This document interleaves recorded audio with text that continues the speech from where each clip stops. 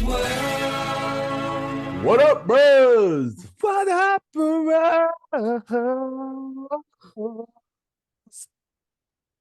I'm not even going to comment on that. Hey, welcome to Run Me 12. Your boy meets World of Fun Cast. See, now you got me singing. You know what it was? I It was love because this was a holiday episode, and it got me kind of feeling like, I don't know, a little singy. Did you hear that Missy Elliott was like, I was told a long time ago to stop having my singers like sing, and she was like, I want to bring back singing to R&B. And I was like, come on, Missy. First of all, who gave Missy Elliott notes? Sit your ass down. Why is Missy listening to those notes? Like, do you think? She The sounds whole- like she actually listened. Her whole thing is that she was so original with the, super duper fly. Yo, can we introduce our guest real fast? I'm sorry. I was gonna get there, like as you guys can hear. First of all, I'm Ceej. Oh yeah, I'm Tony Curtis. See, you talking about introducing other people. We ain't even introduced ourselves. But well, this is Bromance, your boy Miss Fancast. This week we have a very special episode and a very special guest. Please welcome to the pod, Nettie Smith from the Oh Hell Yes podcast. Hey, welcome. Thank you for welcoming me, guys. Yeah. I actually love you guys. I'm so excited to be here. You guys have brought life to Boy Meets World analytic discussion podcast, because some of the others, I'm not trying to diss anybody, but they didn't go as deep as you guys always go. So I love that you guys are kind of rejuvenating my love for those type of podcasts, because I love Boy Meets World. Oh, thank you. So that's so nice to say. And we didn't even pay her to say it. I love it. Of course not. Well, not yet, at least. May I ask, when did you first get introduced to the show Boy Meets World? How did you find a love for it? What did you fall in love with the show, if you did? Yeah, I started watching this when it came out. As soon as in 1993, I was 6 years old, and I watched it on TGIF. And I remember watching it probably all the way to like mid season 1. And then as the show progressed, it got a little too grown for me, as being a 6-year-old, and then them trying to date and making out every 5 minutes. I was like, well, this isn't my I'm not interested in any of this. And so I stopped watching for a while, and then it got into syndication on ABC Family, and I was like, oh, these are the episodes I missed. These are cool. And oh shit, they got a black girl too. I think I might actually check it out again. So that's when, around late season 6, I got back on there and started watching it on TGIF, and watched it all the way to the end after that, and just caught everything in the middle on Disney and ABC Family. And it's just such a warm, fuzzy show. It's a great setup for like really good lessons, even though they sometimes don't go too deep into it. They only got 20 minutes. Yeah. But the setup for a lot of these situations and lessons is really good, and I feel like it ages well in that respect. Yo, so let me ask you this. So it seems as though the inclusion of Angela was a prime reason for you to get invested in the show. Yeah, because before then it was just like all these white characters, and I'm like, oh shit, they got someone like me on there. This might add, I can see myself in this character. I can see, I grew up in like white type of like school sports. I was a cheerleader. I played softball, little league, and a lot of times I was the only active. Yeah, a lot of times I was the only black TV person on. Yeah, that's why part of the reason I stopped watching midway. But yeah, I was a lot of times the only black girl in those situations, and I really identified with Angela in that way. Yeah. Wow, same. Yeah. And I love Shawn and Angela, though. I love them so much. So that's why I picked this episode. Well, this is one of my favorite episodes from them, because that ending scene, even the actors, they be eating. Oh, they be eating these scenes. Well, they make the other actors look like, what are y'all doing? I think it's important to remember that Trina is like a seasoned actor. Like she's been in a few other things. Like I like looking back at it or listening to Pod Meets World. It's very clear like this is what these kids have been doing since they were 10. But they also have mostly been doing this show. It's very interesting to see, someone like Trina, who's been doing other shows for years, to kind of like come in and really bring that. Hey, yeah, I'm trying to add to my reel. This ain't no kid show for me. I'm a mom. Exactly. I'm a wife. What are y'all doing?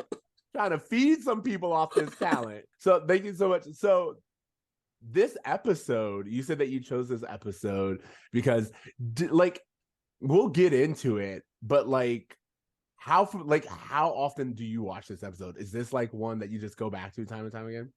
Well, it's one of the ones. I love the dynamic with Shawn Angela, and I love the fact that you see people break up in these sitcoms, and it's always for reasons where it's like, oh, I want to explore my host side, or I want to which they said or Which earlier. they've done on the right, show many or times. you want to have sex and I don't, or whatever. But this, I don't know if I can go into it toward the end now if we're going there right now, but having two people who love each other, but one of them's just not ready to deal with those feelings or know how to proceed with those type of feelings. That is such a mature subject, because yes, you both can love each other, but if you're not ready to make that commitment and sign that contract, and one of you is, it's like, well, what are we doing? We have to separate. I can't wait around. Let's get into this, because you are right. This is why I'm really excited to talk about this episode. For those who don't know what we're talking about, TC, do you want to give them tell me about it? All right, let's do it. I'm gonna start low. I didn't get much sleep. All right, come on, give us some vocals. Tell us about it. Cory ruins Christmas, effectively ending Angela and Shawn, and Eric steals Christmas in his own con. Oh, that was great. That was like I'm dreaming of a white Christmas. Exactly, that's what we got.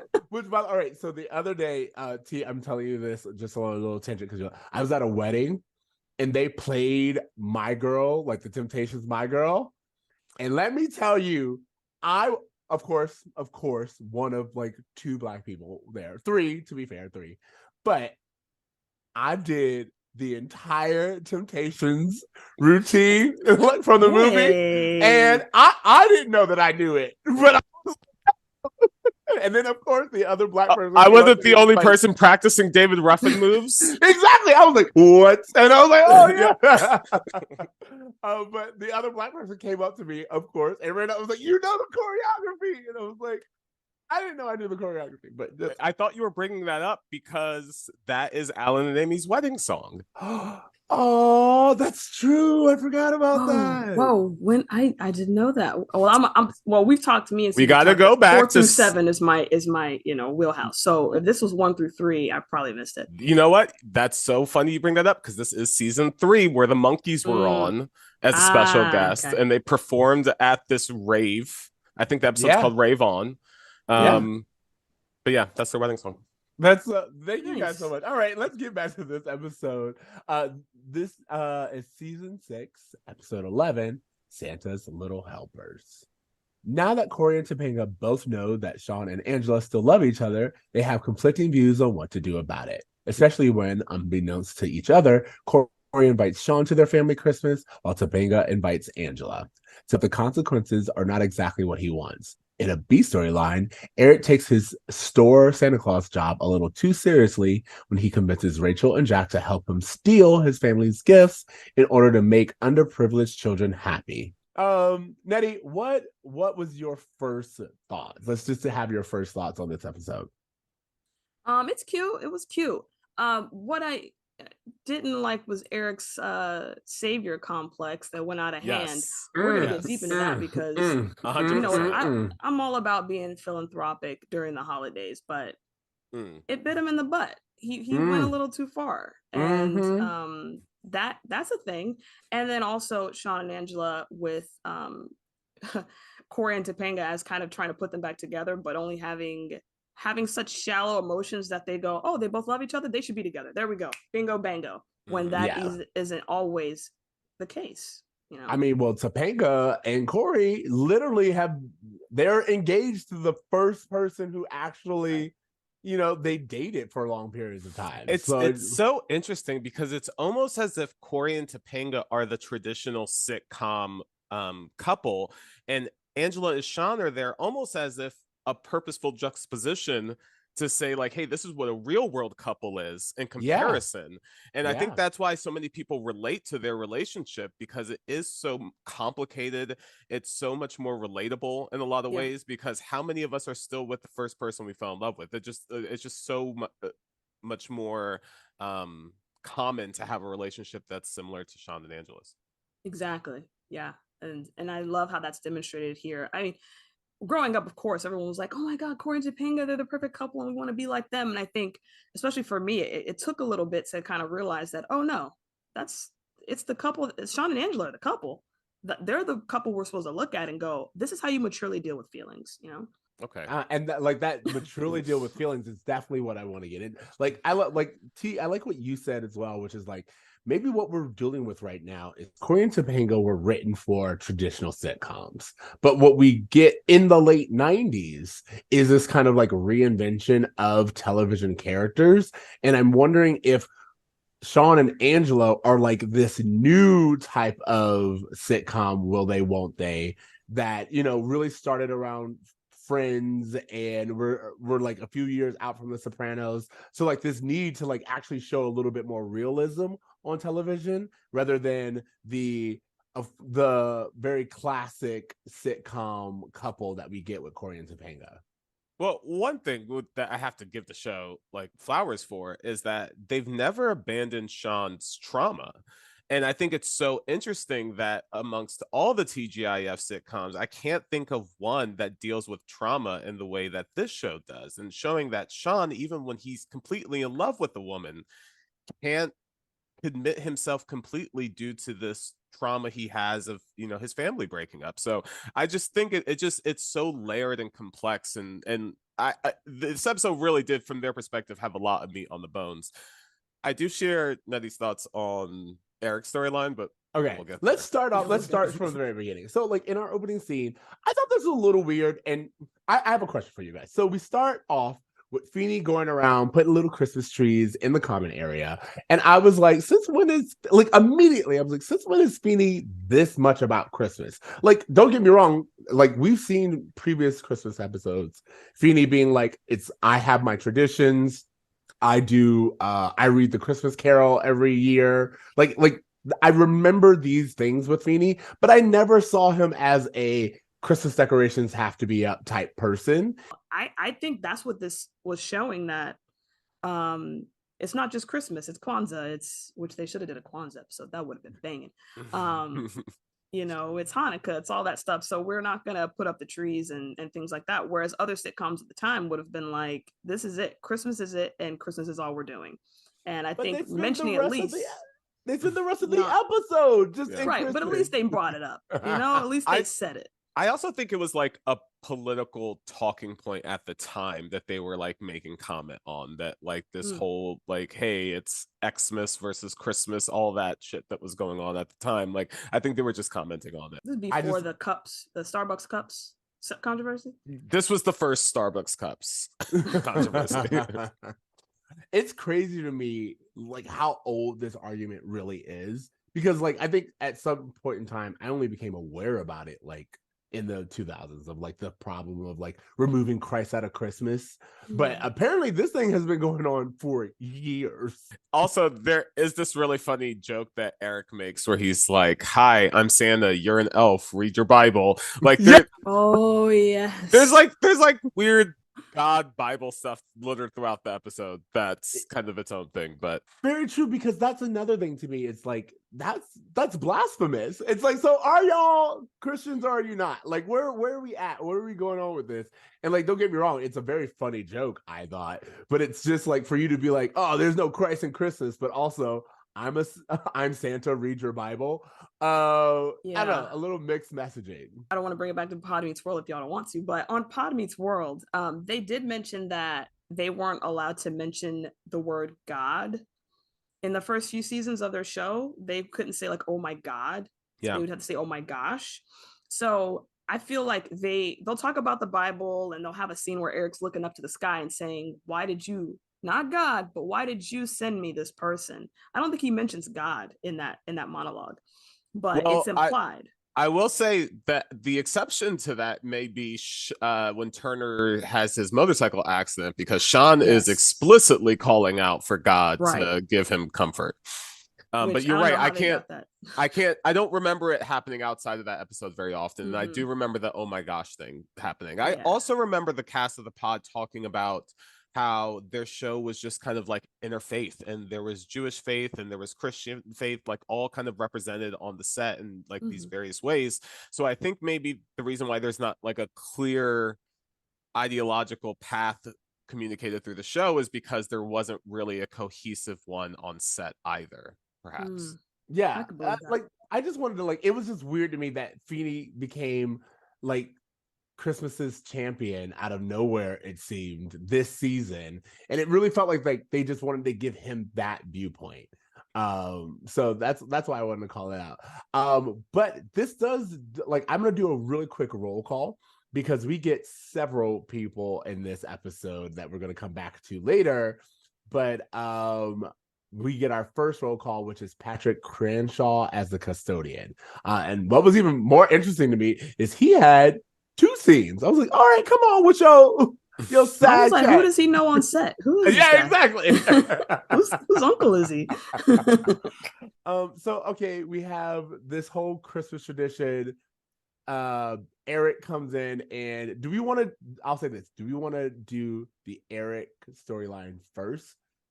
Or do we want to really dive into? Let's save it. Let's focus on the A story for okay. now. So with the A storyline, Cory says something along the lines of, "You shouldn't be alone. Shawn, come and spend Christmas with us." Well, actually, what he casually throws out there is that, Shawn, your dad's missing again. You know how he just goes missing every other month, right? Like, he just says it so casually. And like, we as the audience are just like, yeah, sure, that checks out. Yeah. Well, I mean, to be fair, it is. Chet not there. Yeah. We're so callous to it. We're just like, oh, yeah. You're missing dad. Doesn't care. Right. Yeah. Next. And so he invites Shawn to their Christmas, which again, it's weird that he has to ask, because at this point in time, it'd be like, all right, so you're spending Christmas with us. It's like, why are you even Shawn would not feel like he's imposing. What are you talking about? Shawn has spent every Christmas with the Matthews for the last 6 years. Yeah, so it's weird that they would do that. And then you get Topanga, who's she invites Angela. And I was like, automatically, why are you two not talking? 3, you guys spend all your time together anyway. Why is it suddenly weird that the 4 of you will be in the exact same place? 3, are we not going to acknowledge that Shawn will also be spending Christmas with Jack, his brother? And I was like, his brother is at Christmas, and y'all just they're I don't know. Yeah. It was really funny to me. It feels like Jack and Shawn are only brothers on paper. He was gonna go to the Bahamas. He wasn't even gonna spend it with his brother. Nothing. This would have been a great time to build a new tradition and create something with your half brother who you met a year ago, not even, whatever.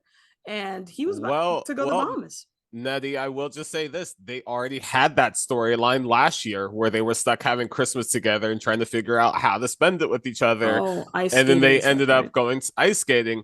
So since they already had that storyline, they're out. They're out of ideas. But it's so funny that you say that. They go ice skating later in this episode.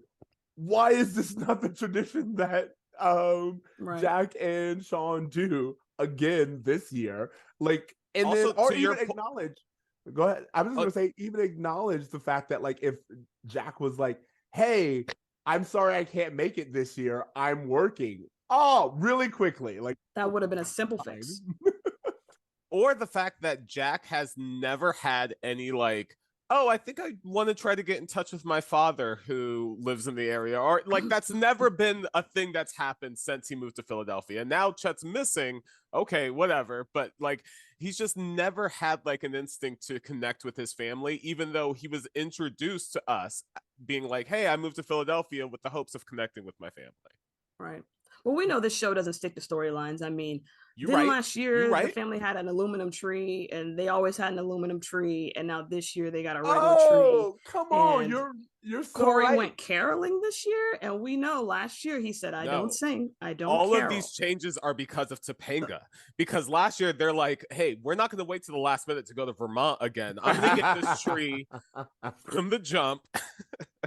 Yo, can I just That's also true. point out how like as like an adult, I was like, oh, so Cory, you're just gonna show up at your parents' house and be like, oh, by the way, we have extra people. I was like, dude, you really don't care about anybody. Like, I mean, just give us a phone call, a simple phone call. Hey, we're dad. We got 2 more people coming.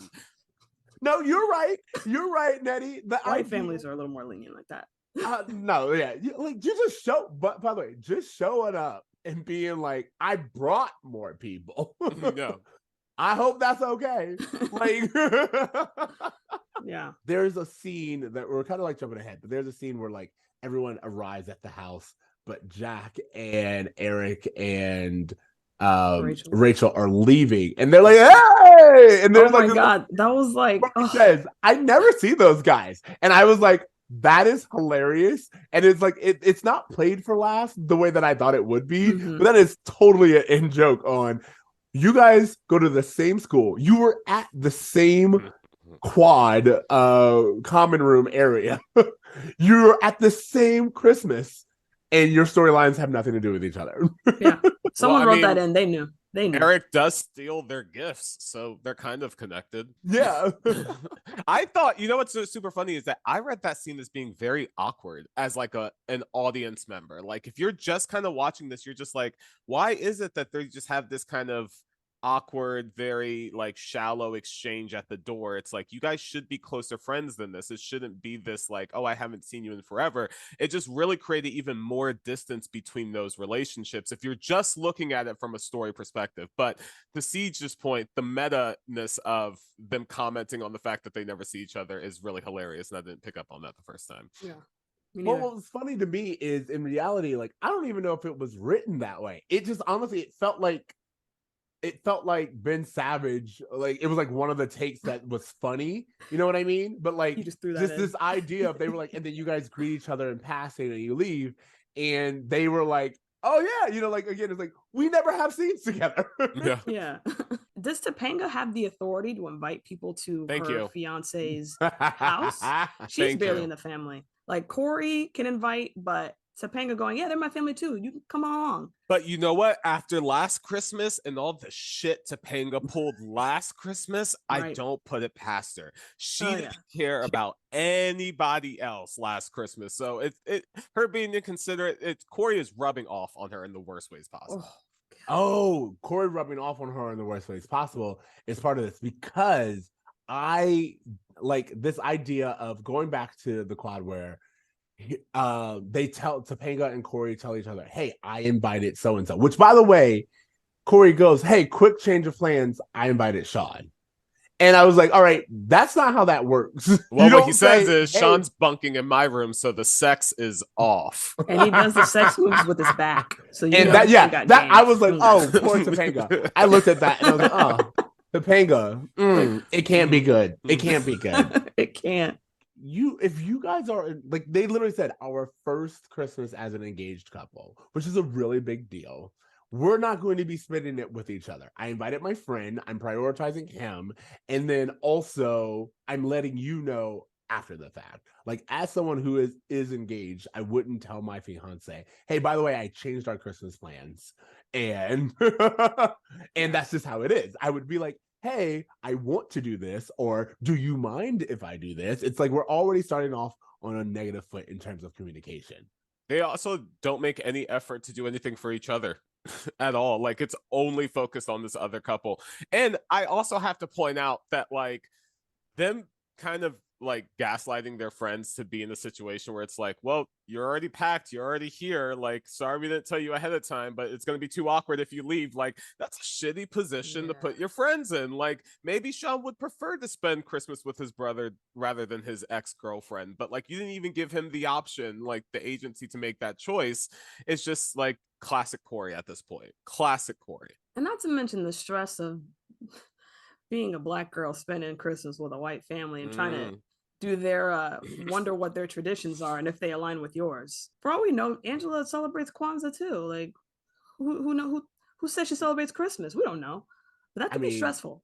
I was gonna say, their macaroni and cheese was not hitting at that dinner. I agree with you. I'm like, they got like raisins or peaches or something up in that, John. You just know that dinner came and they were like, Angela, we made you some mac and cheese. Yep. And it's next to the green bean casserole. Oh, and she's like, okay, I don't want to be rude. I'm just gonna, I'll try it. Exactly. It's like, Shawn, I think we should go back to the college to have this chat. Oh, okay. Grab a cheesesteak on the way. You know what? You're getting ahead of me because I have that in my notes. Okay. So Cory and Topanga, I do want to talk about their dynamic because you're right, T. They don't really acknowledge each other. And to me, it's weird in the fact that Cory and Topanga, this is their first Christmas as an engaged couple, and they spend all of it just focused on Angela and Shawn. They don't really communicate with each other in the way that they should be doing.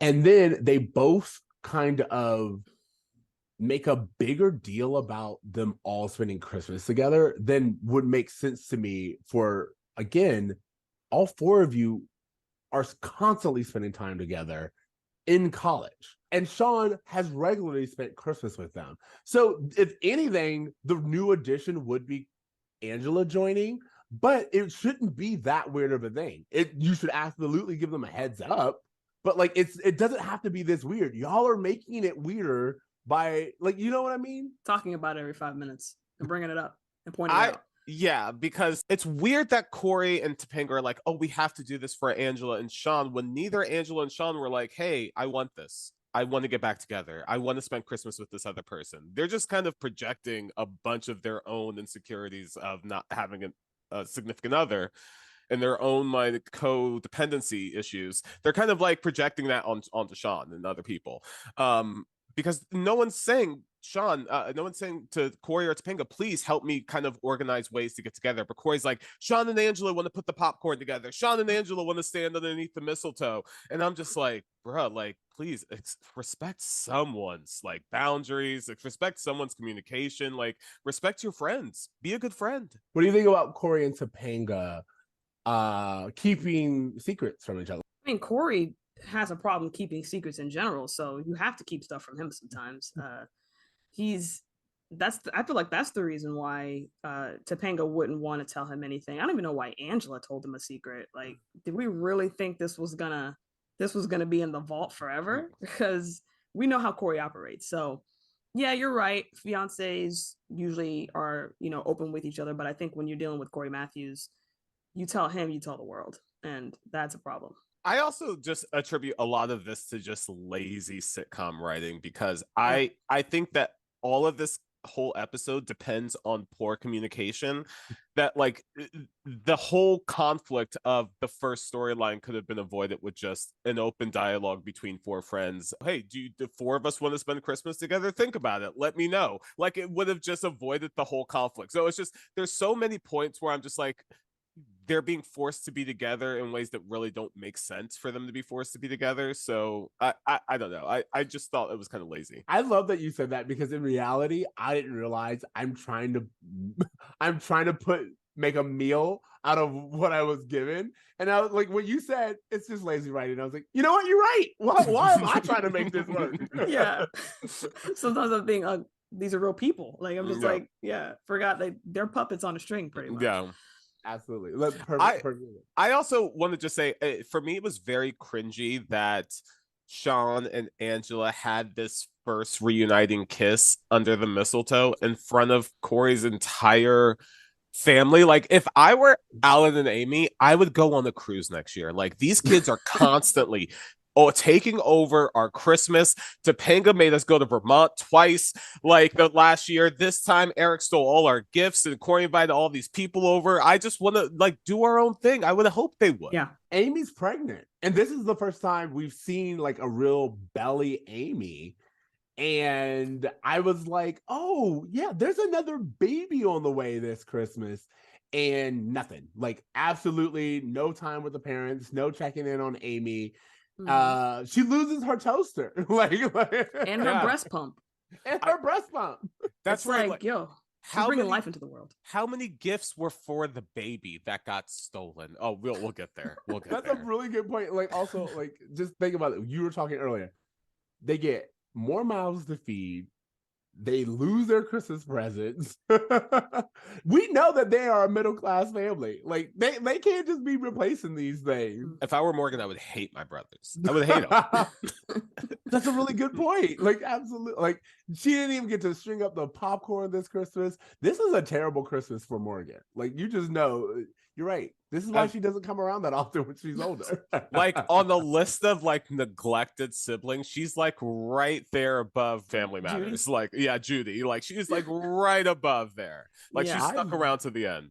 And Cory throws popcorn in her face. That's what happened. Yeah, she does. I love that the three of us, like you said, she's right up there, and you knew that he meant Judy, and I knew that he meant Judy before he even finished.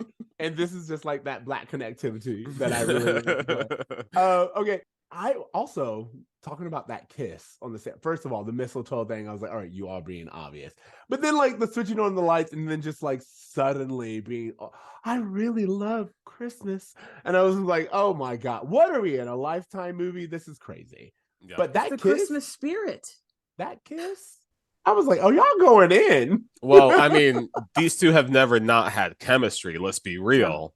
But that kiss was made for Showtime. I was like, what is going on? Was it? It's interesting now watching it, knowing that Trina is like 10 years older than Ryder. Like, that there's actually a massive age gap and there's still like chemistry there is really interesting now to see that in retrospect. I also would just want to say, Cory meddling as usual. I was like, it's always upsetting because he mostly meddles to get what he wants. And he tries to sell it as, oh, I'm helping my friends. But like, part of helping your friends is understanding this is not what they want right now. Like, the number of times where I'm like, oh, well, I know what you actually want, but you don't know that. And it will mean nothing for me to give it to you if you don't want to nourish it. Like, that's what we're dealing with this episode. It's Cory being like, oh no, I want them to be together. And I got like a hint that they want to be together as well. So I'm going to just make it happen. And I was just going to say, I disagree. That's not what we're dealing with this episode. That's what we're dealing with in general. This is happening so consistently that this is just Cory's personality trait. This is just who he is as a person. This is every episode for the last season. Like, he has been this way. So, like, it's not an episode thing. This is just Cory's a dick in college. Yeah. And I feel like if he wants them together, it's just because he doesn't want awkwardness within the friends group. So it's not even about, I mean, he's creating more awkwardness, but it's definitely about him in that he wants us all to be together for the rest of our lives and these grand statements that he always makes. So yeah, I agree. It's about him. It's always about him. It's so interesting to learn how Michael Jacobs, the creator of the show, was kind of obsessed with the show Happy Days, and Boy Meets World was kind of his attempt to kind of recreate Happy Days, even though we had long passed that traditional, those traditional archetypes. And Cory, the main character, is also trying to recreate those traditional archetypes, even though the times aren't really allowing him to do so. It's interesting how that's being mirrored throughout the show. All right. So I'm going to really take that call out where you're right, where it's like, it's not this episode specific. This is just who Cory is now, which I think is weird to me because like we've been doing this for a while and I'm used to him being this way every once in a while in a season, but I think you're right. This has just been his arc, which is kind of sad, but also probably very true to life. Just like you get to a certain age at 19 and you're just like, oh, me and my wants. Yeah. So, but to that point, when he just goes to Shawn, he's like, look, it's that thing where it's like, Cory was like, I held a secret for 45 minutes. I think I've done enough. And then he just goes and he goes, I already know. And then Shawn immediately is like, how do you know? Which I thought was interesting, where it's like, instead of getting immediately upset at Cory, he's like, wait, how do you know? Right. Who told you? And then immediately he was like, don't bring me to Topanga. And then again, Cory did this thing where he like tried to make everyone be culpable. And he was like, Topanga, tell him that you were just telling Angela that Shawn still has feelings for her. And she was like, I wasn't, because that's what we agreed not to do. I thought if I were Shawn, I would be done with Cory and Topanga. Cory, you just read this poem that I told you I didn't want to read and like betrayed me in such a way that I had called you out in such a serious manner that there's like problems in our friendship. And now for me to try to confide in Topanga, who I felt like, hey, I can't really depend on Cory to be open with. Maybe I can confide in you and try to build this relationship. And for her to let him down, I'm done. I'm done. Like, who do I have in my corner at this point? Like, it's a very lonely time to be Shawn right now because he really doesn't have friends that feels like he can trust, and his friends are not even trying to listen to what his needs are. Like, it's a very frustrating thing. Yeah, it's trauma upon trauma. Like, it's a trust thing that it's always historically been a thing with Shawn, to where people in his life have let him down, and now his friends are doing it, and his girlfriend, or who I guess they're not together in this episode, but the girl he loves wants to move on without him, and he is feeling very lonely at this point during Christmas, and it's gonna get just as bad next season too. For Christmas. Well, so this is what I wanted to acknowledge. Topanga's not trying to force them together. Right. Topanga's not trying to like recreate this thing. And when we come back and like Cory brings everyone over, Topanga actually was like, that's not what I was talking about. So I'm in this way of like, I don't know if Topanga actually betrayed Shawn. Like, I know that she did, and I know that Shawn probably feels like she does, but I also feel like Topanga told her fiance, which is expected, and then she wasn't trying to like make things happen. That's a Cory thing. But Topanga like, should know Cory enough to know that Cory's gonna be Cory. I agree. That's why I asked the question in the beginning. Was she wrong to tell him? Like, she did tell her fiance, which is okay, that's her fiance, but she also told Shawn's best friend, which is this. He said not to tell Cory, and we can't tell Cory shit. So, and she went and did it anyway. So I feel like it's a betrayal. The last thing I was gonna say is in this particular scene, when Angela goes, somebody should start talking.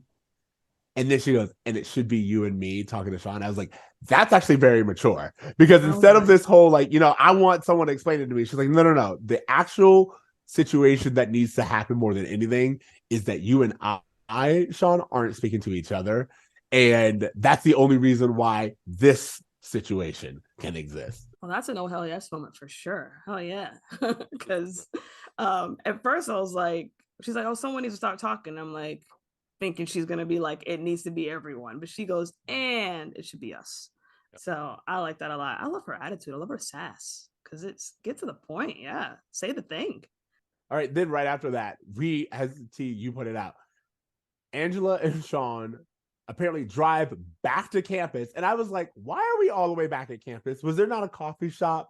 Was there not a bar between, like, it's like, I know that it's a television set thing, but like they could have been on the back porch. Like, it was weird to me that they quote unquote drove all the way. Like, where is this college campus? Is it across the street?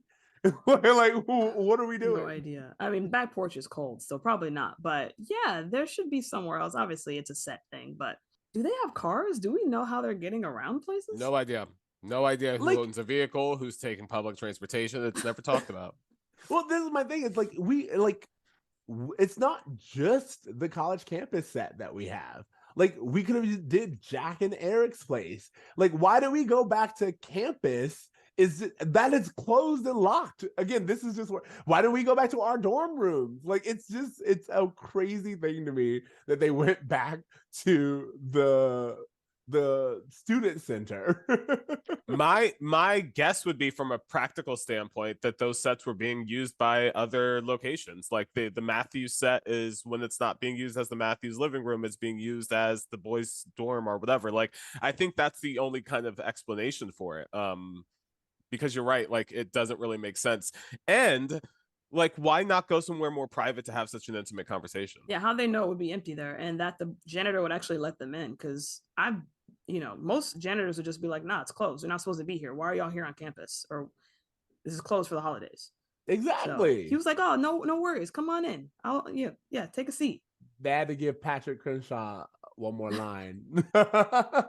You guys had talked about the chemistry between Shawn and Angela in the scene, and I thought their acting was really, really good in this from both writer, but especially from Trina McGee. I just thought that she did a fantastic job with that entire scene. Yeah, she always slays, always. But the fact that these two were brought together as actors to do these scenes, it's just, and the gravity of such seriousness is just, I can't imagine what if they had just done it wrong and this didn't work out as picking the right people, because there's a lot of people from what we hear that were up for Angela. So I'm glad it was these two. How do you feel? Like I love just looking at the conversations that Shawn and Angela had. Angela is very much like no, I'm not mistaken by this. Like, I love you. I've always loved you and I want to be with you. I just need you to be there with me. And she said something about this idea of like Shawn being in love with someone who loves him back. And I was like, oh, that's very interesting that Shawn would have a struggle with being in a relationship with someone who returns those feelings. Because as we've talked about with the trauma, Shawn is used to neglect. Like, if anything, that's probably why he can be friends with Cory, because he's very much like, yo, Cory doesn't really respect me. And that is the kind of love that I'm used to. And Cory's distracted with Topanga, so I'm not getting like attention all the time, which is something I'm not used to as well. And I'm not getting attention from my older half brother either, because he's too busy with his friends and Eric and all that stuff. So yeah, I totally get it. This is different for him and he doesn't know what to do with this. Shawn is used to neglect, and neglect is how he experiences love, or as you said, like not full attention. And the idea that Angela's like, hey, I'm willing to give you my all. That's a lot for someone like him. And I honestly appreciate that Shawn's like, I don't know if I can take that. And I think it's so interesting because it's seen as a very sad thing, which I will say it is kind of sad, but it's also the right call. It is so the right call to be like, look, I am not emotionally mature enough to do this.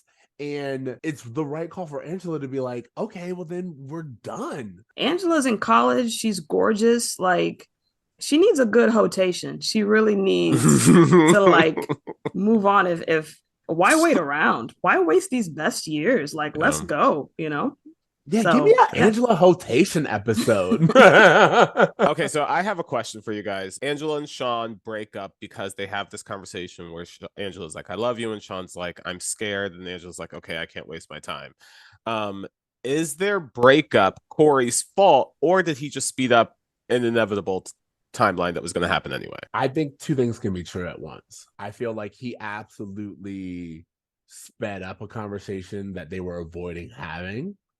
However, that means that he is kind of like, he forced their hands. He forced the conversation, and that's on him. I mean, Cory did kind of speed it up, but they were already heading down that road of let's kind of explore other options anyway. To Ceej's point that two things can be true. I think that Cory did interfere in their relationship, because I think if you're sitting on something, if you're trying to figure out how you feel about something, and someone comes to you one day and they're like, gun to your head, you have to make a choice right now. And it's like, well, if I have to choose right now, then I'm going to say no, because I haven't thought everything through. But if you came back to me in 2 weeks and I've had time to consider everything, like maybe I would. So I do think the fact that Cory kind of forced them to have this conversation did contribute to her just being like, it's off. But that's probably something that's ultimately better for Angela anyway. So I don't want to give Cory credit in any way, but I just feel like the outcome is something that benefited Angela more than anyone else. 'Tis the season to get dick down. Go get you some. That kind of concludes our A storyline, really. Yep. B storyline. Are you guys ready to talk about Santa Claus Eric? Yeah. Yep. The look on y'all faces was like, yeah, we gotta. Okay, Yeah. so this brings me back to my other roll call. There are very interesting roll calls on this. First of all, we get Dorian Wilson as the manager of the store. For those who don't know, Dorian Wilson plays. He's a very big character actor in the 90s, and he's actually been in a lot of like TGIF shows and various things. But this is from the Parkers. Yeah. Mr. Ogilvy. Professor Ogilvy. I was like, it's so funny to me because to see him in this role, I was like, I bet you they don't even know they're in Black royalty. You know, like they're in the presence of Black royalty. They have no idea. They're like, we needed an actor to play the manager. He got it. He got the role. When he showed up, I immediately was like, Black person. Like I just, it's so funny that even with Angela on the show, I was like, oh, people of color are in this episode. That's great. Yeah. Good little color for Christmas. Speaking of continuing this roll call, we get Penny Bay Bridges as Lucy, who again, I was like, person of color, little Black girl. Look at this. She's the second child we see. The first kid we see is this kid named Edgar, who is the one who pinches Rachel's butt. Can we talk about that for like 5 seconds? Yeah, I want to talk about that. There's no reason for Rachel to be sexualized in this episode, yet they shoehorned a way in for her to be sexualized, like through a child. And this is a kid in real life too, like who? Yeah, I mean, did he really pinch her butt? That was his direction as an probably actor? Like, hey kid, touch this grown woman's butt.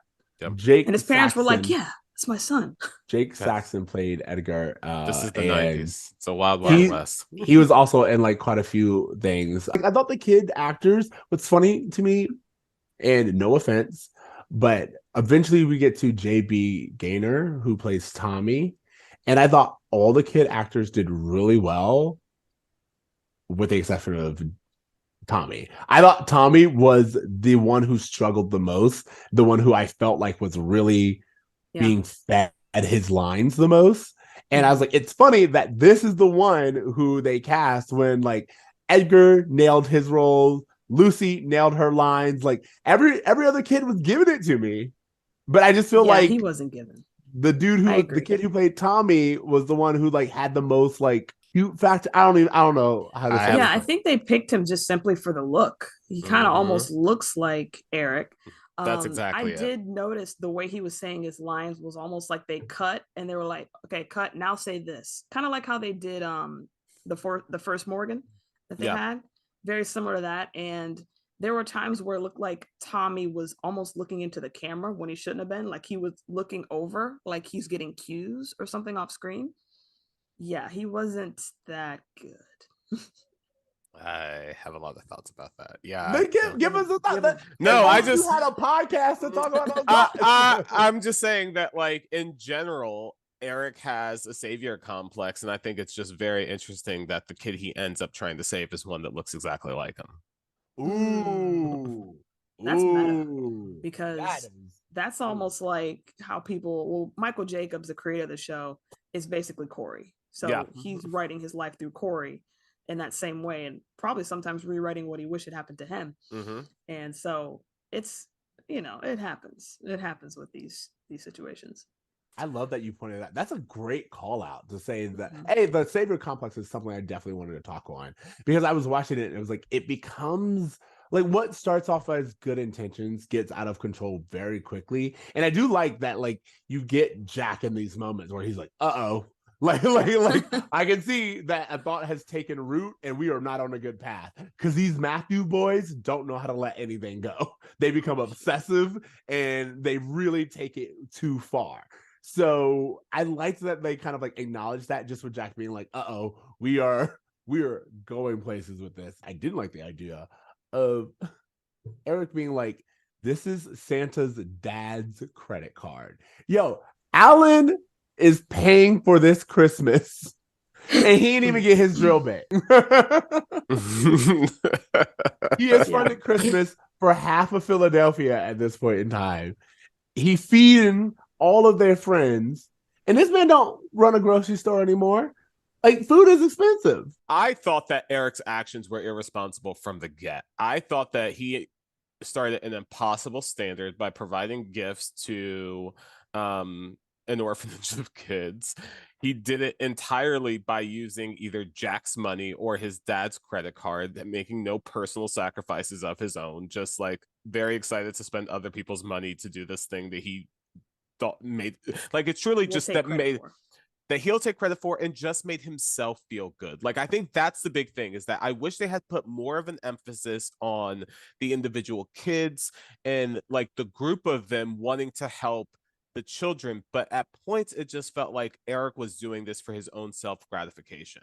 And I think that's the biggest thing, that like coming right after the Truman Show episode where he held his roommates hostage in an apartment, to now stealing his entire family's gifts because he's convinced himself he's on the mission from God to like save poor kids. Like, it's just a lot. Like, it's a lot, and it's making me like Eric less. I want the world's happiness to be my responsibility. And it's just like, first of all, scary quote.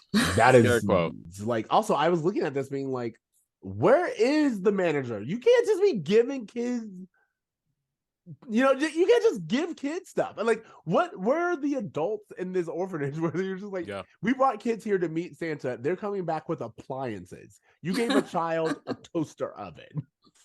Like, what are you doing?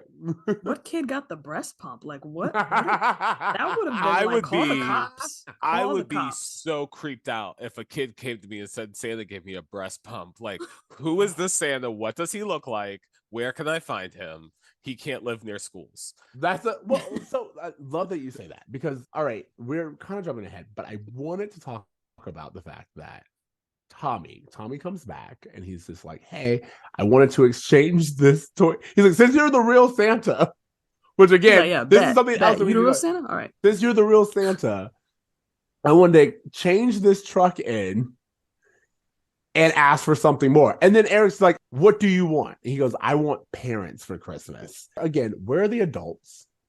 What are we doing? Yeah. But then the idea that later in the episode, Tommy just goes home with Eric. I was like, all right, so you let a unmarried 20-something stranger take a child back to his place for Christmas? There was no. I want to know the conversation. Yeah, what happened? What paperwork did you sign? Y'all just hand over a child? Like, what are we doing? I'm so confused by it. There's no background checks in the 90s, Ceej. Okay. I mean, he's a white guy. He's Santa. He's Santa. Come on. That was my thing. I was like, I love that you guys said this, because I was literally looking at this being like, it's because he's white. And I know that plenty of people listen to us and who are white, and there's nothing wrong with being white, but you gotta admit, to be able to rent a child for the holidays, no background checks. He is a single like a gay couple with 10 years of being together, each with their own jobs. Like they could not get a kid to be sent home with them with all the paperwork and background checks and all this other stuff. So the idea that they just handed over a kid to Shawn without like someone also being like it'd be different if like Tommy came with a guardian. Yeah, like, let me come with you. Like, let someone from the orphanage come with you. They just straight up gave him a kid. If I could just back up a little bit, because when Tommy comes back, I saw this shit coming a mile away, because you had gaslit an entire orphanage into thinking you were the real Santa Claus. Inevitably, a child's gonna ask for parents. Like, of course he's gonna ask for a family. And my favorite thing is that instead of Eric just being like, wow, the consequence of me lying to children led to this kid thinking that I can do the impossible for him that I can't, and now I'm in the circumstance of my own making that I have to deal with. No, that's not what happens. He goes, God, why did you send this kid to me? I'm not going to take responsibility. You sent this to me, and now I'm going to be on the mission, and I'm going to do this, and it's going to make me feel better year round, and I can bring the spirit of Christmas with me year round, and it's all self-serving. It's all to make himself feel better. He went to that orphanage, took Tommy, left a room full of other kids, taking the one that looked like him and brought him home for a single night. Like, Dude, what are we doing? I'm not gonna lie. At least he didn't pick the only mouse in the orphanage and take that home. Like room full of kids. What's that rat's name? Stuart? Yeah. Let's bring him home. Leave the human children. See the rest of the kids in the orphanage being like, whoa, wait. What? I want to go. You're going with Santa? Yeah. Santa, I wish for a family too. Santa. We all wish. We've been wishing for families for years, bro. Where you been? No, you got that toaster oven. Yeah, you asked for a toaster oven. Be careful what you wish for. Do you guys have anything else to say? I mean, like, clearly, as we said, this was what is it about the Matthews boys? Because it's crazy because Alan doesn't feel like he's this way and he would raise two children who would be this way.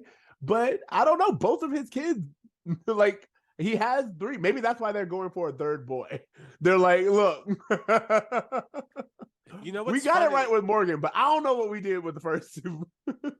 You bring up a great point, and I think what this is the introduction of privilege. You have Alan, who is like, hey, my dad spent 40 years with a broom in his hand. I was low income, and now I've ascended to this middle class life, upper middle class life, providing all these things for you, and I can't figure out why my boys are so selfish, why they only want to do things that help themselves, why they aren't considerate to other people's feelings. Like, it's a really interesting thing that I don't know that they meant to comment on, but is a kind of classic example of what happens to kind of introduce privilege to new generations when you're not kind of mentally prepared to offset that privilege with perspective. Yeah, we've seen shades of this from Alan too. I mean, he quit his grocer job on a whim to start that store without consulting with Amy, and you know, or Eric, who he used Eric's college fund for it. Yeah. So I was like, yeah, where would these kids get this from? And I feel like it's just an augmented version of Alan. He's the same way. I don't know why Morgan didn't pick it up, or they just didn't write for her, but we never see Morgan do anything like that. So we don't see Morgan. So there you go. Good point. If you guys told me that Morgan died in 1994 and we've just been seeing the ghost of Morgan, I would believe that. That is far more likely with how often she shows up. How do you think this feels as a Christmas episode? Oh, I think it's a great Christmas episode. It feels very Christmassy. I mean, although Eric has this savior complex and it goes awry, like the thought of giving and doing, donating and things like that for Christmas, that's all the elements of a Christmas story. I think that this is one of my least favorite Christmas episodes that they've done. And I only say that because I feel like this was kind of the worst things about Christmas in terms of selfishness, in terms of the way that people will use the Christmas season for their own benefit. Like, I felt like there was just a lot of that going on. And as annoyed as I was with Topanga in A Very Topanga Christmas episode, I still think I preferred that Christmas episode to this one. Above that would probably be the first season's Christmas episode where Cory gives Shawn the basketball that his parents can't afford to give him, would probably be there. And then my favorite Christmas episode is the Easy Street, where Shawn works for the mob to get Christmas gifts for his family. And then Cory has to like convince him to stop working for the fucking mob and spend Christmas with his family, and that Christmas is about more than buying gifts. To me, that's way more like Christmassy, like, hey, it's not about materialism. I didn't get any of that from this episode. I didn't feel like Christmas wasn't about materialism. I didn't feel like, hey, like family is all you need. I got that, like, hey, these two kids ruined Christmas for an entire group of people just by focusing on themselves. Like, everyone woke up to IOUs. All right, that said, did you guys have a bruh moment of this episode? Nettie, we're gonna start with you.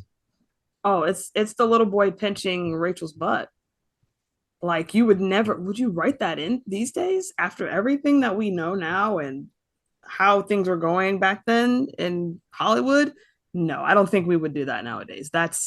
I was appalled. Not to repeat the same scene, the idea that Eric would hand over his dad's probably emergency credit card the week of Christmas, it's saying, hey, max this out, without any second guess to how that's going to affect his dad's credit or his financial future or what he's going to be able to do for bills. Expecting a baby. They have a baby on the way. It was so careless and selfish, and I was just like, wow, okay, Christmas, yeah, sure, whatever. So that's a bra moment. Yeah, I'm gonna go back to Nettie. Like, just the idea that they made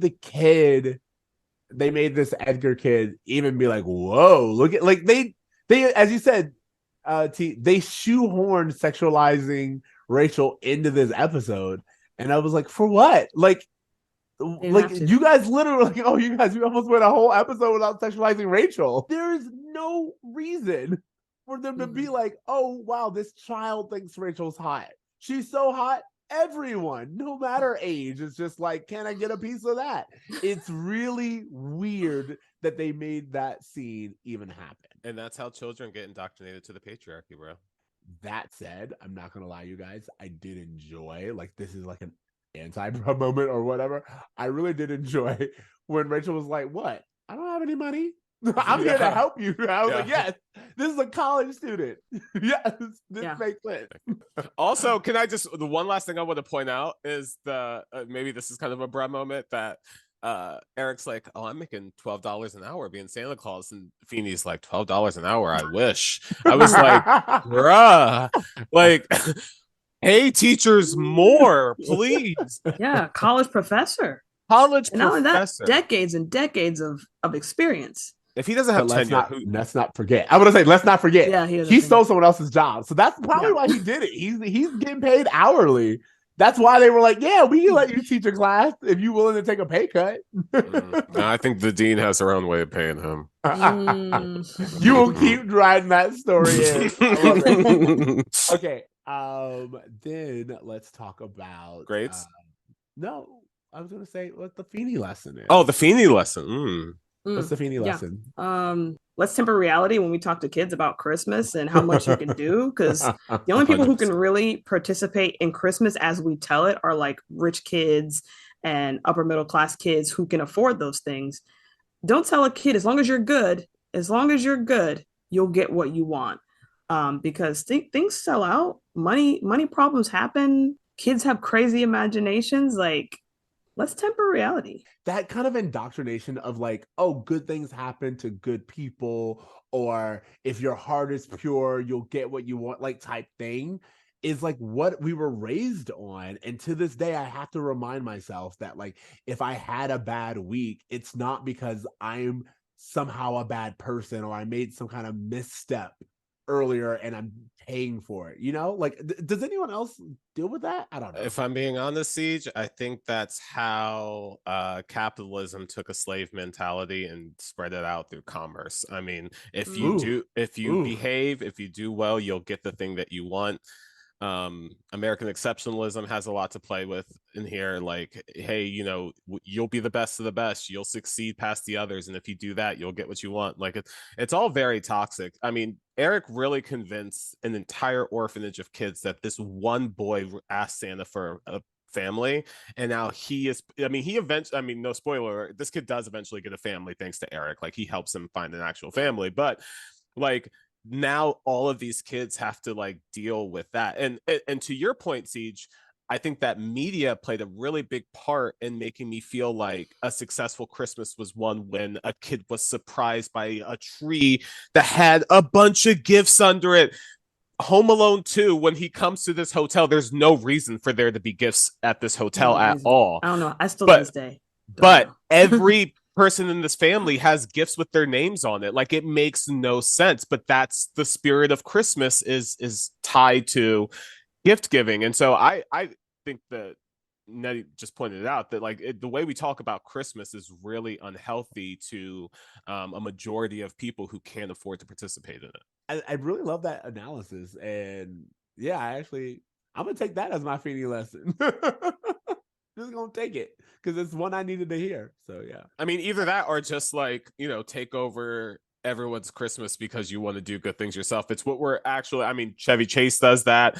Scott Calvin does that. Like, so many like people in these Christmas media, you know, content, it prioritizes the selfishness of one person for their own. Like, what I'm thinking of the most is Bill Murray and Scrooged. The way he literally goes nuts in the third act and like takes over an entire studio hostage for the purpose of spreading Christmas spirit, and people are just like applauding him for it. It's nuts. It's wild. It's such a reoccurring trope in so much Christmas content from this era that it's hard to separate selfishness from Christmas. So it's really interesting how Christmas has become, or at least specifically around content this time. You're right. Christmas really became like no, you have to force Christmas down people's throats. It's like the whole storyline of Feeny being like, oh man, I can't enjoy Christmas. And they're like, oh, all right, yeah, you can. You just gotta control people. Make them enjoy Christmas. And it's like, doesn't matter if they don't want to, or if they have family struggles, or like Christmas just isn't something that they want to buy into. No, you get up in the morning, you decorate everything to be Christmas. You force everyone to sit and enjoy the type of Christmas you want to have. I mean, from my perspective, I feel like historically Christmas was used as a way to prevent depression during the winter months. Like as a, hey, let's have something to look forward to during this time where we're traditionally without, you know, food and heat and or whatever. Like this is like something to kind of keep our minds focused on something positive. I mean, Jesus wasn't even born in December biblically, so like it just all feels kind of constructed to kind of manipulate groups of people either for good or for bad. Well, to be fair, the first kind of Christmas time, if we're talking about winter things that we're looking forward to, it was an orgy. So like and if you want people to get hot, I ain't gotta bring anything but me. Yeah. I got some grapes. I'm here. Let's do this. Like, so that in the spirit of that, I can see people looking forward to it. Yo, we about to get wasted. We want to have a really good time. The old fashioned Christmas, if we want to do that. Well, Nettie, if you don't mind me asking, do you have children? No. Okay, so a question for all of us, hypothetically, if we have kids, how do you talk to them about Christmas and Santa and avoid this? Like, what's the answer? What's the rebuttal to this critique? I don't want to be negative, but we got to bring in Santa. Can we just say, you know, the people, your parents who are working hard to provide for you will provide for you, not Santa? I don't want to take the magic out of Christmas, but come on now. I was gonna say I feel like I would just teach my children about holidays, because like we're going to a Hanukkah celebration this year, and then we're doing Christmas, and as you had mentioned, Nettie, Kwanzaa. Like there are so many different celebrations that go on. Like I just did Dios de los Muertos for around Halloween as well in Mexico. It's like, no, just to me, the proper thing to do is to teach your children about holidays and teach your children that this is a time that people celebrate in many different ways. Some people do Christmas, wear Santa. Some people, you know, have religious holidays this time of year. It's very human to want to celebrate in this time of year. As you said, TC, it's like the winter months get a little bit colder and people want to have fun. And so we've, throughout time, created these moments of celebration that really bring people together. That's what I think would be the right thing to do. That way your kid, you know, they can find whatever holiday they feel well suited for and then embrace that. I've always been someone that's like, let your children know all the options and then just nurture whichever one that they are drawn to. And because they're kids and they're very influential, most of them will choose Christmas, because what's not to love? Someone just gives you gifts. But, you know, just let them know that that is one of many holidays. That's my answer. Yeah, I think that's true. To just kind of think of it as traditions and just kind of make traditions the focus over gifts. Because I also think, and to kind of the flip side of this, I don't know if you guys have ever been around like kids who have gotten, or maybe you've been fortunate enough to be that kid who's just had so much gifts that like you see these kids getting gift fatigue. Like they're just like, they can only open so many gifts, they can only get so much new stuff and get excited about so much before they're just opening things and tossing it, right. So like maybe just minimize the amount of gifts that, like, so Christmas isn't this room full of presents. It's like, no, you'll get a few things. Like, I don't know, I say that as a kid who always got a bunch of gifts, even like when my parents were like struggling, like they always worked hard, but I think it's because of the pressure they felt to live up to that idea.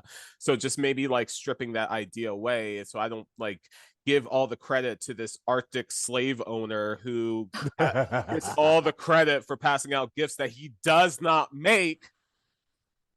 You are on an anti-Christmas. Like, I don't know what happened. Whoever is listening to this is gonna be like, what happened to the holiday? Yeah, I don't know what happened to T, y'all, but he is out for Santa this week. I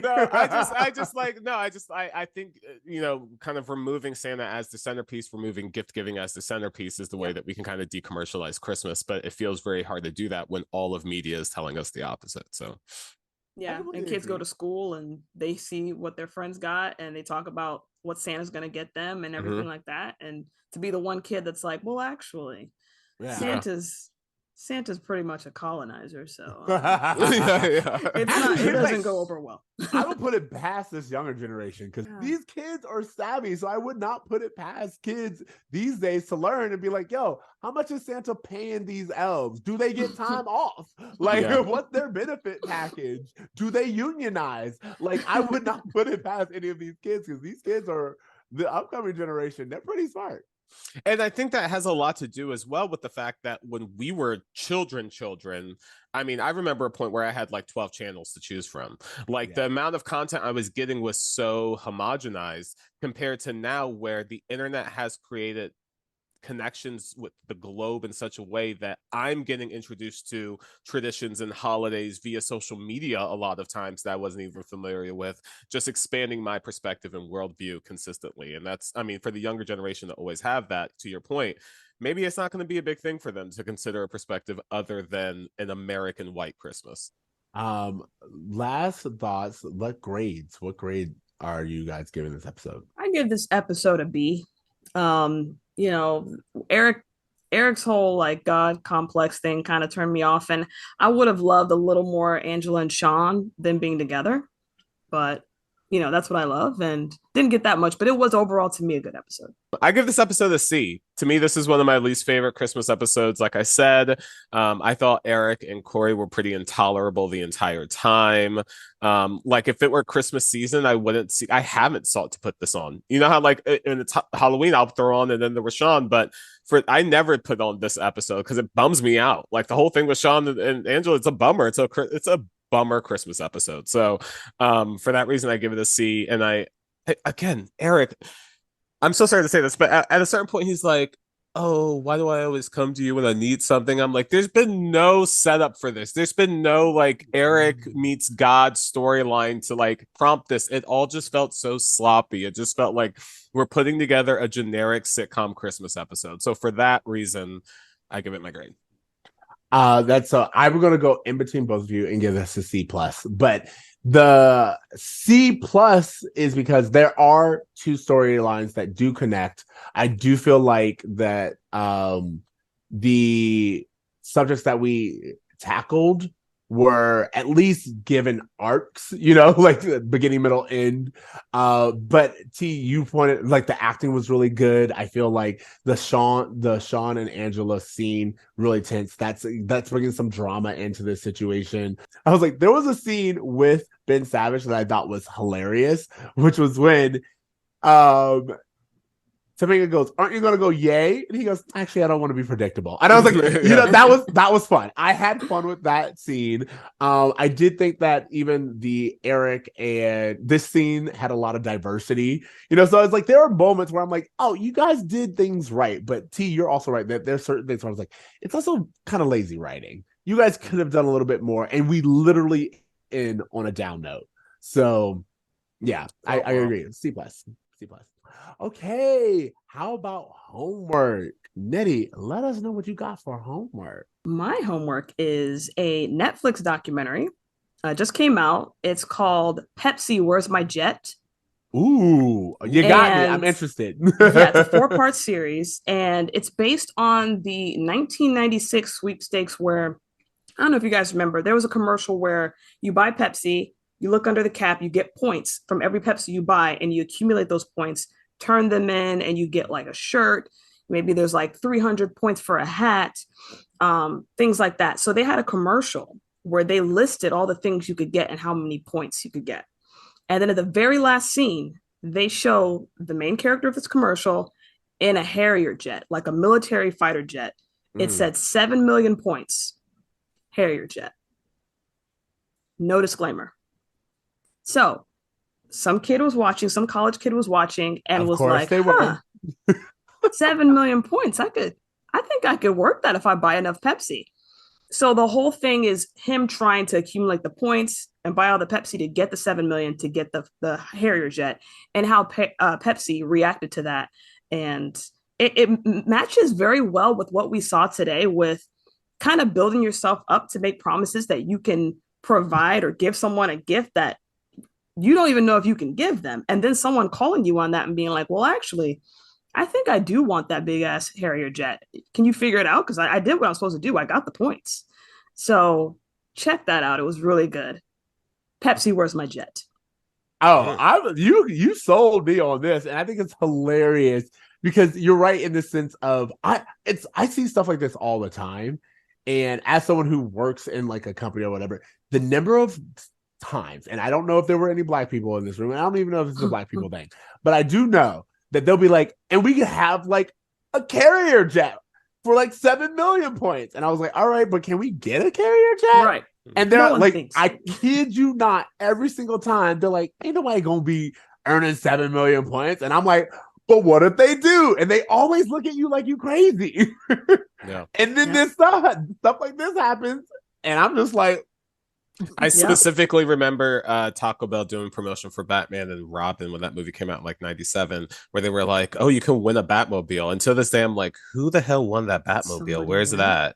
Did someone win it? Like, did they just promise it? I want to know who has it. I'm gonna have to Google that. But yeah, I'm very interested in that doc. We just want you to buy more tacos, or we just want you to buy more Pepsi. We didn't think you'd actually do it, you know? And y'all, each and every time, never underestimate people. Like, do y'all remember Movie Pass when they were like, how many movies can someone possibly watch? And they learned very quickly. Yeah. T, what's your homework? Speaking of documentaries, I just saw this new one on Netflix called Is That Black Enough for You?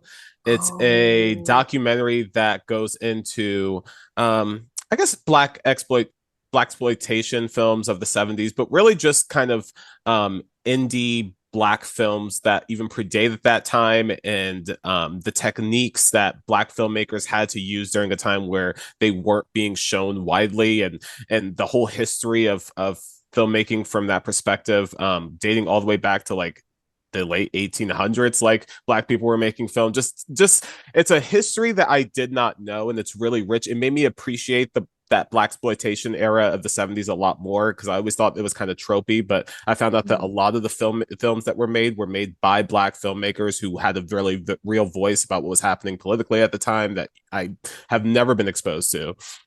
And one of my biggest learns that I'm just going to throw out there, and not to spoil too much, but is that one of the ways that these movies would market themselves is that they were like, hey, what if instead of doing what everyone else is doing, where they release their soundtrack 6 months after the movie comes out, what if we release our soundtrack 6 months before the movie comes out? And what if we get Isaac Hayes to write the theme songs? What if we get Marvin Gaye to do the soundtrack? What if we get popular artists to do music for our movies as promotion before the movie even comes out?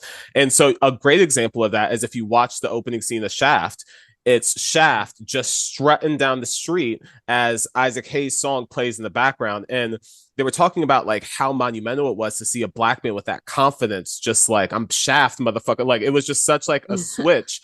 And then they talked about how it was replicated almost beat for beat. If you watch Saturday Night Fever, you see a white John Travolta strutting down the street, this time to the Bee Gees, but using a soundtrack that was promoting the film before the movie came out, taking that technique that had been perfected by the black community and applying it to a white audience. And then that movie and that soundtrack became the benchmark for how you do soundtracks going forward. So to know that was originally a black creation was like a mind-blowing learn.